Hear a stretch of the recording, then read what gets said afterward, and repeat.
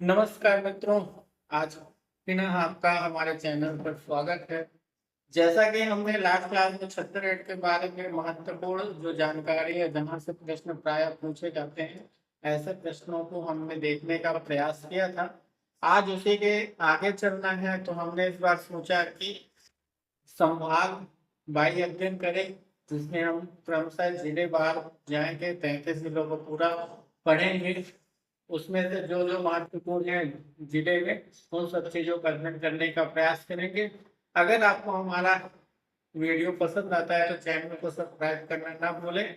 साथ ही जो बेल या घंटी का जो बटन है, उस बटन पर क्लिक करके नोटिफिकेशन कॉल कर लीजिए, जहां आपको हमारे द्वारा जो अपलोड की गई वीडियो रहेगी वो तुरंत आपको जानकारी मिल जाएगी। आइए देखते हैं। पहले हम थोड़ा सा, मैं बार बार कहता हूँ कि मेरे द्वारा जो मैथ बनाया जाता है वो केवल और केवल आपको समझाने के दृष्टिकोण से बनाया जाता है, तो मैथ पर मत जाइएगा।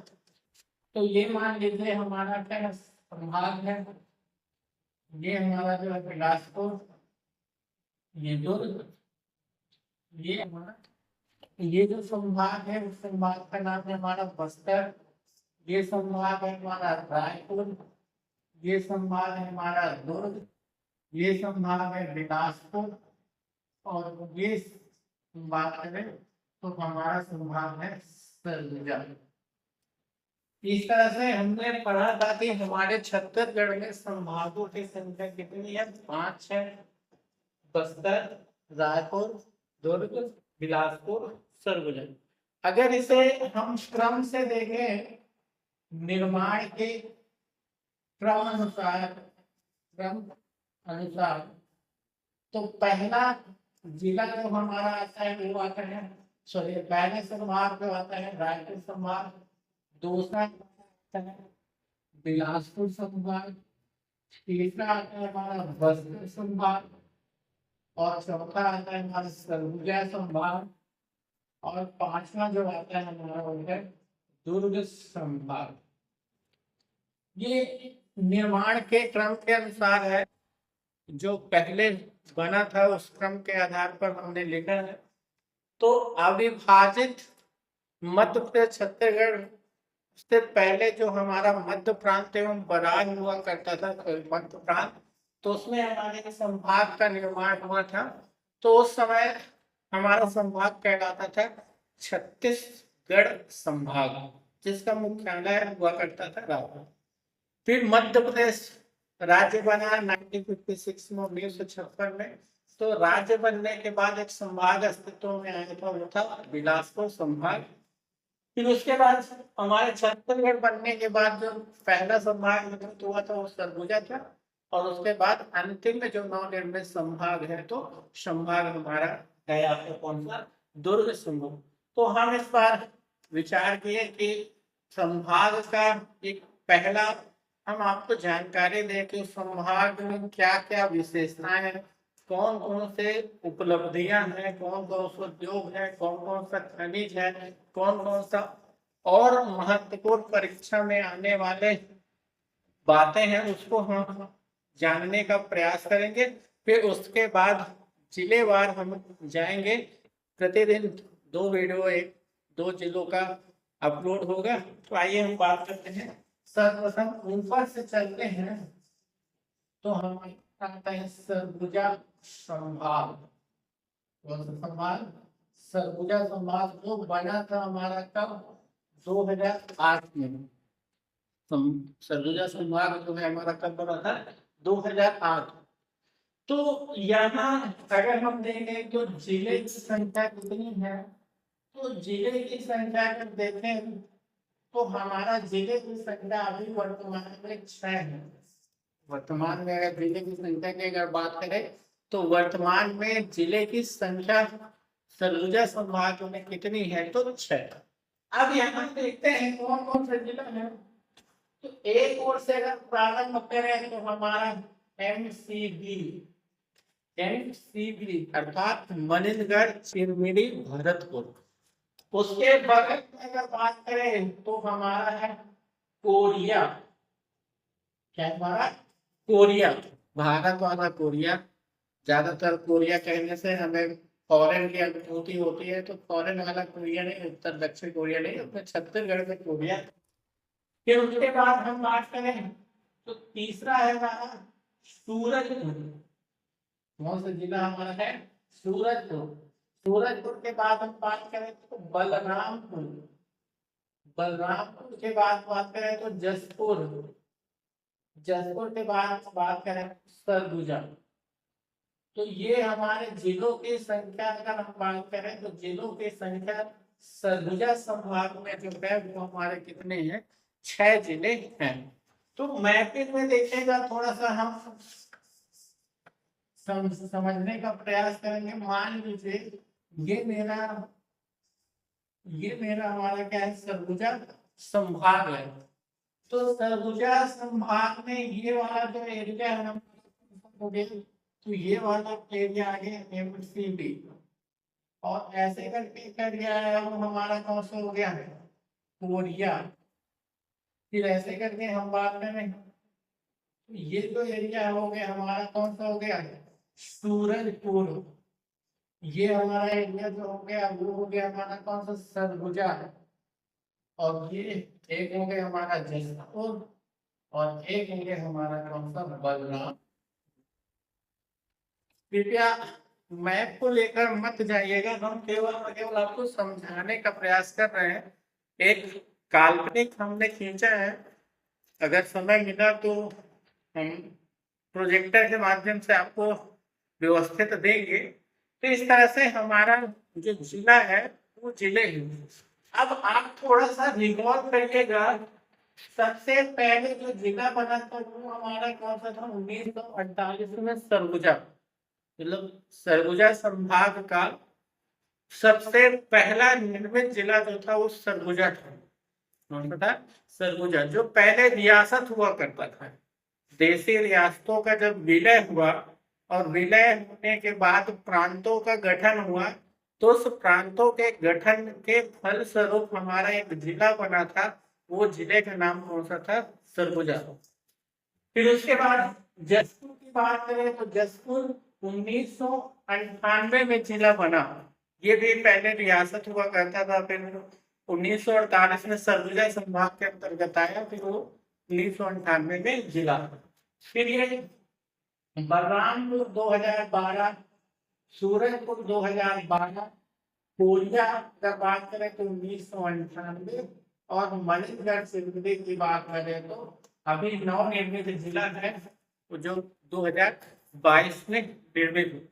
तो इस तरह से हमारा अगर बात करें तो हमारा ये पूरा सरगुजा संभाग के आने वाले जिले हैं। अगर इसी को आपको व्यवस्थित जमाने को दे दें निर्माण के, तो पहला आएगा सरगुजा, दूसरा आएगा जसपुर, तीसरा कोरिया, चौथा सूरजपुर बलरामपुर, और लास्ट में जो नवनिर्मित जिला है वो है मनिंदगढ़ और चिरमिरी भरतपुर। अब हम थोड़ा सा समझते हैं कि सरगुजा संभाग में है क्या। अभी हम जिले नहीं जाएंगे, केवल और केवल जाने का प्रयास करेंगे कि सरगुजा संभाग में क्या राष्ट्रीय स्तर पर, छत्तीसगढ़ स्तर पर क्या क्या प्रसिद्ध है, इसको थोड़ा सा समझने का प्रयास करेंगे। फिर जब जिला वार अध्ययन करेंगे तो उसे जिले में देखेंगे कि कौन से जिले में क्या है, किसके लिए प्रसिद्ध है। तो आज हम बात करेंगे कि सरगुजा संभाग में तो सबसे पहले नाम आता है जो हर किसी के मुख्य बिंदु में होगा, वो है मैनपाट।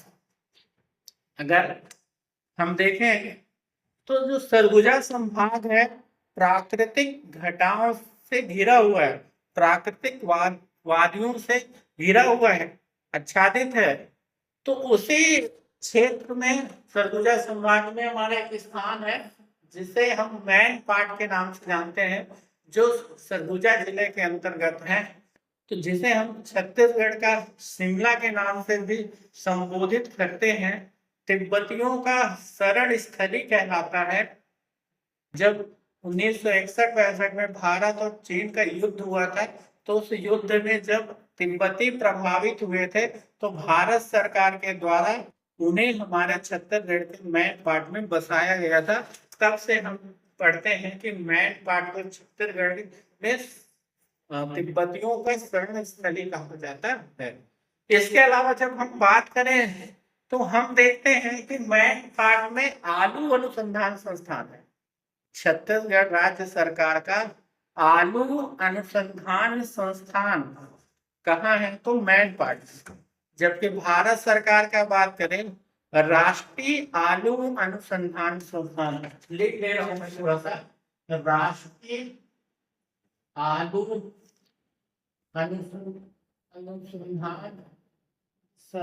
अनुसंधान संस्थान, ये कहाँ है? तो ध्यान रखिएगा, शिमला। वैसे ही छत्तीसगढ़ राज्य आलू अनुसंधान संस्थान, ये हमारा कहाँ है? Man part. इस तरह से हमारा आलू अनुसंधान संस्थान है। पूछा जाता है अनुसंधान संस्थान को लेकर, तो थोड़ा सा ध्यान में रखिएगा वो कहाँ है? मैन पार्ट में है। फिर उसके बाद बहुत सारे छोटे बड़े जलप्रपात हैं। मैन पार्ट में एक नदियों का उद्गम है, जिस नदी को हम माड़ नदी के नाम से संबोधित करते हैं। माड़, जो सरगुजा संभाग से निकलने वाले एक महत्वपूर्ण नदियों में से एक नदी है। नदी का नाम है माड़, जिसे प्राचीन काल में मदंगा नाम से भी संबोधित मिलता है हमारे साहित्यों में। तो उस माड़ नदी को थोड़ा सा ध्यान रखें। और माड़ नदी की तो विशेषता है कि ये पूरे छत्तीसगढ़ में सबसे ज्यादा कोयले का भंडारित क्षेत्र है। अगर हम बात करें कोयला का सर्वाधिक भंडार कहाँ है, कौन से घाटे में है, तो आंसर होगा माड़ नदी घाटी क्षेत्र। और भारत में जब बात करते हैं तो भारत में आता है दामोदर नदी घाटी क्षेत्र, अर्थात दामोदर वैली। यहाँ भारत का सबसे ज्यादा कोयले का भंडार है। तो ये बहुत सारे दृष्टिकोण से मैन पार्ट महत्वपूर्ण है। मगर आपको छोटे एग्जाम अगर दे रहे हैं तो थोड़ा सा बातें ध्यान रखिएगा। एक बातें हैं कि छत्तीसगढ़ में तिब्बतियों का शरण स्थली कहा जाता है। दूसरा, आलू अनुसंधान संस्थान है। छोटे बड़े जलप्रपात देखने को मिलता है। नदियों को उद्गम है, उनमें से एक नदी है माड़ नदी, जिसे प्राचीन काल में हम मदंगा नाम से भी पढ़ते हैं। तो ये मैन पार्ट का कुछ महत्व। और दूसरा सबसे महत्वपूर्ण जो है वो है खनिज को लेकर। खनिजों में बात करें तो यहाँ बॉक्साइट खनिज की प्रधानता है। अगर हम बात करें तो हमारे छत्तीसगढ़ में एक खनिज है, वो खनिज का नाम है बॉक्साइट, जिससे हमें एल्यूमिनियम प्राप्त होता है। तो बॉक्साइट खनिज का जब हम भंडार की अगर बात करें तो बॉक्साइट खनिज की भंडार की जब बात करें तो हमारा कहाँ है? तो माड़ नदी के मैन पार्ट के बारे में ये चीजें हमने पढ़ा। अब सरगुजा जिले की बात हो रही है। सरगुजा जिले में थोड़ा सा ध्यान रखिएगा, दो नदियां हैं। एक नदियां जो है अपने उद्गम से उत्तर की ओर बहती है, और एक नदियां हैं अपनी उद्गम के दक्षिण। तो दक्षिण की ओर जो आती है उस नदी का नाम है माड़ नदी, और जो उत्तर की ओर जाती है वो नदी है बिहन नदी। तो सरगुजा संभाग से दो महत्वपूर्ण नदियों का उद्गम है, ध्यान रखिएगा। उत्तर की ओर बहने वाली नदी जो है वो है रिहंद नदी, और दक्षिण की ओर जो उद्गम होकर बहती है उस नदी का नाम है माड़। दोनों बहुत ही महत्वपूर्ण नदी है। रिहंद नदी को तो कहा जाता है सरगुजा के जीवन रेखा। सरगुजा संभाग की जो जीवन रेखा है वो कौन सी नदी को कहा जाता है? तो याद रखिएगा, रिहंद नदी, life line of Surguja district commissionerate है। तो आंसर होगा आपका कौन सा? तो आंसर होगा रिहंद। और एक चीज और, रिहंद नदी में ना एक बांध बनता है, उस बांध का नाम है गोविंद वल्लभ पंत सागर बांध। याद रखिएगा, ये हमारे छत्तीसगढ़ से निकली हुई नदी पर निर्मित है। याद रखिएगा, कृत्रिम झील भी से दर्जन्य। ठीक है, तो ये थोड़ा सा आईएमपी है, आपको ध्यान रखने का। तो इस तरह से हमारा जो हो गया सरगुजा झूलन। इसके अलावा सरगुजा की अगर बात करें तो हमारा एक है would product. Would product, would product का मतलब आता है कच्चा का कारखाना। पूरा नाम है कारखाना का सरगुजा वुड प्रोडक्ट, अर्थात हमारा कत्थे का कारखाना है। सरगुजा संभाग का एक उद्योग में अगर बात करें तो एक उद्योग में नाम आता है सरगुजा वुड प्रोडक्ट, जहां कत्था बनाया जाता है। क्या बनाया जाता है? कत्था। अर्थात हम जब पहले पढ़ते हैं, जनजातियों में पढ़ते हैं, तो इस क्षेत्र में खैरवार जनजाति पाई जाती है, जिसका मुख्य रूप से व्यवसाय था क्या? कत्थे के वृक्ष से क्या करना? तो कत्था बनाने का काम, जिसका मुख्य व्यवसाय था खैरवार जनजाति। तो जब स्वतंत्रता हुआ, आधुनिक युग आया, तो समय के साथ साथ उन जनजातियों से ये रोजगार छीना गया और वर्तमान में यह कारखाना के रूप में हो गया। हम देख रहे हैं कत्था का भी रूप परिवर्तित हो गया। जैसे कि अगर हम आज से 30 साल पहले जाए तो एक लकड़ी का आता था कटिंग में कत्था, फिर कुछ समय बीता तो हमारा आपका चूर्ण के रूप में आया, और उसके बाद अब आ गया पेस्ट के रूप में। तो स्वरूप बदल रहा है, यही विकास है। आज विकास की परिभाषा इसी को कहते हैं कि अपना स्वरूप को बदले, आवश्यकताओं के आधार वही देखने को मिलता है। तो यहाँ अगर बात करें तो वुड प्रोडक्ट पूरा नाम है सरगुजा वुड प्रोडक्ट, जो कहाँ है? अंबिकापुर में। ठीक है, और इसी कारण यहाँ जनजाति पूछे तो याद रखेंगे, जनजाति का नाम आएगा खैरवाड़ जनजाति। कौन सी जनजाति?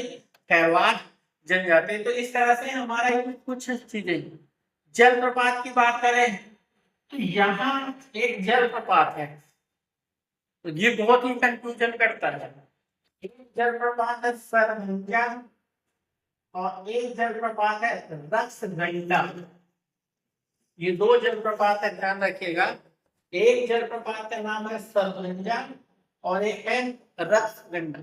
ये सरगुजा संभाग के टॉप 10 जलप्रपातों में से दो जलप्रपात है। जैसे ज्यादातर जलप्रपात तो कहाँ का पूछा जाता है? जसपुर बलरामपुर का। तो ऐसे 10 अगर सरगुजा संभाग के निकाले तो हम सरगुजा संभाग में 10 में दो नाम तो हम इसे को पढ़ेंगे, जो दो नदियों पर है। एक नदी है रिहंद नदी, रक्सगंडा जो जलप्रपात है रिहंद नदी पर है, और सरभंजा जलप्रपात जो है वो कहाँ है? तो याद रखिएगा रिहंद सरभंजा जलप्रपात जो है वो माड़ नदी पर है। तो सरभंजा जलप्रपात सरगुजा जिले में है और रक्सगंडा जलप्रपात जो है वो सूरजपुर जिले में है। तो इस तरह से दो जलप्रपात है, तो यहाँ तो हमारा यही है। इसके अलावा जब हम बात करते हैं तो अंबिकापुर में जब हम बात करते हैं तो बॉक्साइट के अलावा, सरगुजा में अगर बात करते हो बॉक्साइट के अलावा कोयले की भी प्रधानता है। खनिजों में अगर बात करें तो कोयला खनिज हमारा देखने को मिलता है। फिर उसके बाद आता है हमारा कौन सा? जसपुर। उसके अलावा हमारा दूसरा जिला आता है क्या? जसपुर। तो जसपुर में जब बात करें तो उरांव है। जनजातियों में बात करें तो प्रमुख रूप से उरांव जनजाति है, जो छत्तीसगढ़ का पढ़ते हैं हम, सर्वाधिक धर्मांतरित जनजाति है। साक्षरता के दर की बात करें तो तीसरे नंबर पर स्थान है। फिर हम पढ़ते हैं एशिया का प्रथम चर्च माना जाता है। तबकरा, जिसे छत्तीसगढ़ का नागलोक कहा जाता है।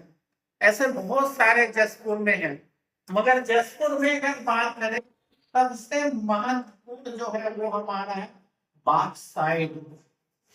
जसपुर की अगर बात करें तो पूरे भारत स्तर पर अगर बात करें तो यहाँ बॉक्साइट की उपलब्धता है खनिजों में। और यहाँ हम पढ़ते हैं कि जसपुर पाट प्रदेश के अंतर्गत आता है। तो पाट प्रदेश, बहुत सारे पाट प्रदेश है। जसपुर है, आपका जारंग है, जमीर है, मैन पाट है, सामरे पाट है, लहसुन पाट है, ऐसे बहुत सारे पाट प्रदेश है। तो उनमें से एक पाट प्रदेश जसपुर पाट प्रदेश भी है, जो राज्य का सबसे बड़ा पाट प्रदेश है। राज्य का सबसे बड़ा पार्ट। और इस पार्ट प्रदेशों में जो है खनिज की अगर बात करें तो हमारा जो खनिज की उपलब्धता ज्यादा देखने को मिलती है, उस खनिज का नाम है बॉक्साइट। हालांकि उत्खनन अभी नहीं हो रहा, यहाँ के खनिजों का उत्खनन नहीं हो रहा है, ये चीजों को आपको देख। अभी कई वर्षों से भारत सरकार, राज्य सरकार के द्वारा इस क्षेत्र में नगदी फसल या बागानी फसलों को लेकर, उत्पादन को लेकर प्रोत्साहन किया जा रहा है, जिसमें हम देखते हैं चाय का है, कॉफी का है, इसके अलावा काजू का है। ऐसे जो नगदी फसल है, उसके अलावा बात करें जो हमारा बागानी फसलें हैं, ऐसे फसलों को लेकर भारत सरकार और राज्य सरकार के द्वारा प्रोत्साहन दिया जाता है। इसलिए हम यहाँ आने वाले समय में देखेंगे। उसके अलावा बात करें, बहुत सारे जलप्रपात हैं, बहुत सारी नदियां हैं छोटी छोटी। जैसे अगर बात करें तो इस क्षेत्र में हम बात करें तो ईब नदी है। ईब नदी के जिनके बालों में हम पढ़ते हैं स्वर्ण के कण पाए जाते हैं, जो 208 किलोमीटर प्रवाहित होती है और जाकर महानदी में मिल जाती है संबलपुर के आसपास। तो इसमें जसपुर में भी हम देखते हैं प्राकृतिक वादियों से परिपूर्ण है। उसके ऊपर जाते हैं तो बलरामपुर है। बलरामपुर में कन्हार नदी बहती है। बलरामपुर की जीवन रेखा कहलाई जाती है कन्हार नदी को। कन्हार नदी पे एक जलप्रपात है, जिस जलप्रपात का नाम है कोटली जलप्रपात। बहुत सारे पुरातात्विक स्थल है, जैसे ताता पानी, क्या है ताता पानी, बहुत सारे प्राचीन मंदिर हैं। बात करें राष्ट्रीय उद्यान अभ्यारण्य के अंतर्गत भी आते हैं क्षेत्र। तो इस तरह से बलरामपुर के बाद बात करें, बलरामपुर में जो महत्वपूर्ण चीजें हो सकता है वो पाट प्रदेश में याद रखिएगा, सामरी पाट प्रदेश, जो छत्तीसगढ़ का सबसे ऊंचा स्थान गिना जाता है, जिसमें नाम आता है हमारा सामरी पाट प्रदेश, और स्थान है गौर माता, गौर लाटा, जिसकी ऊंचाई है 1225 मीटर, जो छत्तीसगढ़ की सबसे ऊंची बिंदु है। छत्तीसगढ़ का पूछा जाता है सबसे ऊंचे बिंदु कौन से है, गौर लाटा, जो सामरी पाट प्रदेश के अंतर्गत बलरामपुर जिले में आता है। इसके बाद जब हम बात करते हैं तो हमारा सूरजपुर जिले है। सूरजपुर जिले में भी बात करें तो हमारा अभ्यारण्य है, राष्ट्रीय उद्यान के अंतर्गत आता है। इसके अलावा जब बात करते हैं तो हमारा यहाँ कोयले का भंडार है। अगर हम सूरजपुर जिले की बात करें तो यहाँ कोयले का भंडार है, उत्पादन होता है, बेस्ट क्वालिटी का कोयले यहाँ पाया जाता है। इसीलिए हम देखते हैं कि जो उत्तरी क्षेत्र में है, सरगुजा का कोयले का सेकेंडरी कार्यालय बनाया गया, कार्यालय जो विश्रामपुर में है, याद रखिएगा विश्रामपुर, SECL का उप कार्यालय है। ये हमारा कौन से जिले में है तो याद रखिएगा सूरजपुर जिले के विश्रामपुर में, कहा हमारा विश्रामपुर में। और यहाँ बेस्ट क्वालिटी, छत्तीसगढ़ में अगर पूछा जाए बेस्ट क्वालिटी के कोयला कहाँ, तो उसमें एक नाम आता है हमारा सूरजपुर जिले। क्या है, सूरजपुर जिले। फिर इसके बाद आता है हमारा कोरिया। कोरिया भी रियासत था। कोरिया में अगर बात करें तो हमारा रियासत था। जब स्वतंत्रता मिली तो रियासतों का क्या हुआ, विलयकरण हुआ। फिर उसमें से हमारा समय के साथ साथ सरगुजा जिले में आया। फिर 1998 में एक नए जिले के रूप में अस्तित्व में आ गया। तो जो कोरिया है, कोरिया भी जब हम देखते हैं तो हमारे किसके लिए जाना जाता है, ध्यान रखिएगा, कोयले के लिए जाना जाता है। हम देखते हैं टॉप 5 में हमेशा उत्पादन की दृष्टि से, भंडारण की दृष्टि से कोरिया रहता है। ठीक इस तरह से हमारा गुरु घासीदास राष्ट्रीय उद्यान का भी विस्तार इसके अंतर्गत है। फिर उसके बाद आता है हमारा मणिनगर चिरमिरी भरतपुर, जो नवनिर्मित जिला है, कोरिया से अलग होकर बना था। तो इस तरह से हमारा मणिनगर चिरमिरी भी जब बात करते हैं खनिजों में तो याद रखिएगा हमारा क्या, कौन सा खनिज की प्रधानता है, तो ध्यान रखिएगा कोयले खनिज की ही उपलब्धता है। और इस क्षेत्र में एक चीज और, एक और नदी हमसे छूट गया, उस नदी का नाम है हसदेव नदी। कोरिया मणिनगर क्षेत्र से एक नदी का उद्गम होता है, जिस नदी का नाम है हसदेव नदी, जिसकी टोटल लंबाई 176 किलोमीटर है पूरे छत्तीसगढ़ में। जो कोरबा की जीवन रेखा कहलाती है, इसी क्षेत्र से निकलती है। अगर हम बात करें तो हम देखते हैं तो हमारा यहाँ अमृत धारा जलप्रपात है मणिनगर चिरमिरी में, आकली नाला जलप्रपात है जिसे कोरिया जिले का एयर कंडीशनर कहते हैं। ऐसे बहुत सारे छोटे छोटे जलप्रपात हैं जो इस क्षेत्र का है। तो इस तरह से हमें देखें तो हम देखते हैं तो हमारे सरगुजा संभाग में जब हम देखते हैं तो ये बहुत सारे चीजें, एक जो सबसे ज्यादा पूछा जाता है एक स्थान है, अगर हम बात करें तो अभी है रामायण काल से जुड़ा हुआ स्थान है जिसमें हम पढ़ते हैं एमसीपी में, जहाँ माता सीता जी का रसोई का प्रमाण मिले हैं बच्चों का। तो ऐसे बहुत सारे और भी स्थान हमारे इस क्षेत्र के इस क्षेत्र सरगुजा संभाग में है, उसे ही हम पढ़ने का प्रयास करेंगे। जब जिलेवार अध्ययन करेंगे तो हमारे आगे अगला वीडियो जो होगा जिलेवार होगा, जिसमें हम एमसीबी जिले से प्रारंभ करेंगे। कोरिया दोनों की क्लासेस एक वीडियो में अपलोड होगी। और ये मानिए कि इस 2 जिलों में उस क्षेत्र से आने वाला कोई भी प्रश्न आपसे नहीं छूटेगा। इसलिए हमारा जो अगले वीडियो होगा उस वीडियो को थोड़ा सा सुनने का समय निकाल कर सुनने का प्रयास करिएगा। तो जिला हमारा कौन सा होगा, एमसीबी और कोरिया। कल की वीडियो में हम इसे अपलोड करेंगे, इसलिए समय निकाल कर सुनिए। अगर आपको चैनल में दी गई जानकारी पसंद आता है तो चैनल को सब्सक्राइब करना मत भूलिए। आपसे निवेदन आग्रह है, क्योंकि आपके द्वारा किया गया लाइक शेयर कमेंट हमारे मनोबल को बढ़ाता है, जिससे हम आपको और भी प्रयास करते हैं कि अच्छे से अच्छे जानकारी उपलब्ध कर सके। आप में कुछ कमियां भी है तो उस कमियों को भी कमेंट करिए, जिससे हम सुधार करने का प्रयास करेंगे। तो धन्यवाद मित्रों।